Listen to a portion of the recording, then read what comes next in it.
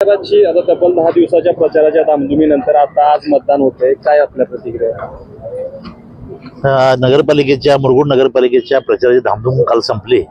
आज प्रत्यक्ष मतदान होतंय. अत्यंत उत्स्फूर्तपणानं पाठिंबा आमच्या नगराध्यक्षांना सर्वच उमेदवारांना मिळतोय. कोणत्याही परिस्थितीमध्ये मुरगुडमध्ये धनुष्यबाण निवडून येणार. धनुष्यबाणाबरोबरच कमळ सुद्धा निवडून येणार आणि शिवसेना भाजप युतीचा मोठा विजय होणार. आता आपण मतदारांना नेमका काय सल्ला द्या?